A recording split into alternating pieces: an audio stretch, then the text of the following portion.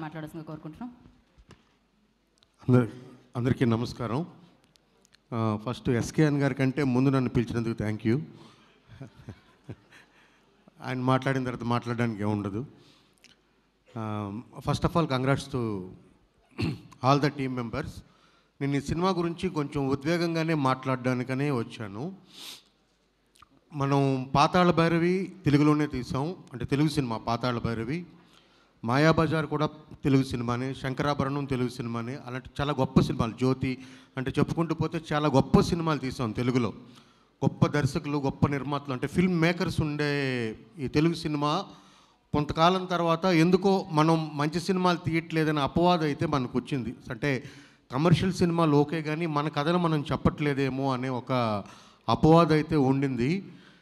So ఎప్పుడు కూడా పాత నీరు వెళ్ళి కొత్త నీరు వస్తున్నట్టు అన్ని ఇండస్ట్రీల్లోనూ, అంటే తమిళ ఇండస్ట్రీ చూసుకున్నా, కన్నడ అంటే రీసెంట్గా చూసాం రాజ్ బి శెట్టి, రిషబ్ శెట్టి, తర్వాత రక్షిత్ శెట్టి, వీళ్ళంతా వచ్చి సినిమాని కొత్త కోణంలో చూడడం మొదలుపెట్టారు.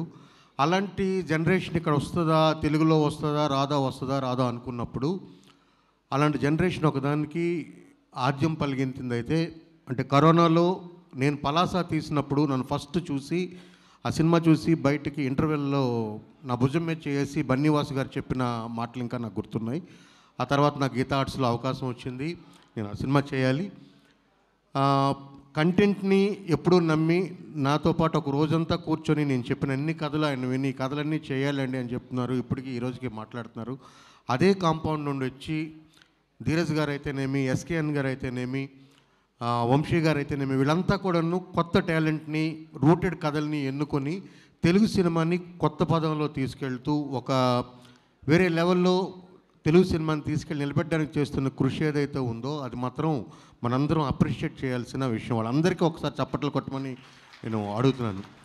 సో సాయి రాజేష్ గారు రెండు, అంటే వాటిని సటారికల్ సినిమాలు అనొచ్చు, డార్క్ కామెడీ అనొచ్చు, అలాంటి సినిమాలు చేసిన సాయి రాజేష్ గారితో హృద్యమైన ప్రేమ కథను తీసి దేశం మొత్తం మాట్లాడుకునేలా చేసి బేబీ అనే ఒక సినిమాని ఓన్లీ కంటెంట్ని నమ్మి కొత్త వాళ్ళని నమ్మి తీసుకొచ్చారు. అంటే ఇందులో మొత్తంలో నేను గమనించింది ఏంటంటే ఈ సినిమాల్లో ఇన్వాల్వ్ అయిన వాళ్ళు, అంటే ఇంక్లూడింగ్ సుహాస్తో సహా అందరూ కూడా జోబులో 10 రూపాయలు లేకుండా హైదరాబాద్ రోడ్లో ఒకరోజు తిరిగిన వాళ్ళే. వాళ్ళందరికీ కష్టం తెలుసు కాబట్టి, రూట్స్ తెలుసు కాబట్టి, అంటే ఎస్కేఎన్ గారు అవ్వచ్చు, ధీరజ్ గారు అవ్వచ్చు, బన్నీవాస్ గారు అవ్వచ్చు, వీళ్ళంతా కూడాను వాళ్ళందరికీ అది తెలుసు కాబట్టి రూటెడ్ సినిమా జీవితాన్ని చెప్దాం అనుకుంటున్నాను. ఎందుకంటే మన కథలు మనం చెప్పాల్సినవి చాలా ఉన్నాయి. అందులో అంబాజీపేట మ్యారేజ్ బ్యాండ్ కూడా ఒక కథ. ఒక బ్యాండ్ పార్టీని ఎన్నుకొని వాళ్ళ వెనకాతలు ఉండే కష్టకాలను, ఎందుకంటే మొన్న నేను మట్కాలో ఒక సీన్ తీస్తున్నప్పుడు ఒక సెలూన్ షాప్ ముందు రాయాల్సి వచ్చింది కింద. నేనే శుద్ధబొక్కతో రాశాను, ఎందుకంటే ఆ రూట్ నాకు తెలుసు. అంటే మా వద్ద పెళ్ళికి శుభకార్యాలకు సన్నాయి మేళం లభించింది, ఎందుకంటే కొద్ది పీరియడ్ కాబట్టి సన్నాయి మేళం లభించిందని రాశాను. సో ఇది ఎంతమందికి ఈ జనరేషన్ తెలుసని తెలియదు, తర్వాత ఊర్లో ఏం జరుగుతుందో తెలియదు. సో ఇలాంటి విషయాలన్నింటినీ మన జీవితాలని మళ్ళీ మనం ఆవిష్కరించే ప్రయత్నం చేస్తున్నందుకు ధీరజ్ గారికి, మంచి కథలు తీసుకొస్తున్న ధీరజ్ గారికి, ఎస్కేఎన్ గారికి, GA2కి, బన్నీవాస్ గారికి అందరికీ హృదయపూర్వకంగా నమస్కారాలు తెలియజేసుకుంటూ థ్యాంక్ యూ సుహాస్. మన ఇద్దరు పెద్ద పరిచయం లేదు, but I'm a big fan of you. మీ యూట్యూబ్ వీడియోస్ దగ్గర నుండి నాకు తెలుసు. సో తొందరలో మనం కలిసి పనిచేయాలి.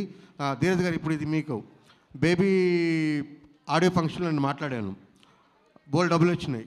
నేను చెప్పాను నాకు బోల్ డబ్బులు రావాలి, నెక్స్ట్ సినిమా నాతోనే తీయాలి కాబట్టి ఎక్కువ డబ్బులు రావాలని.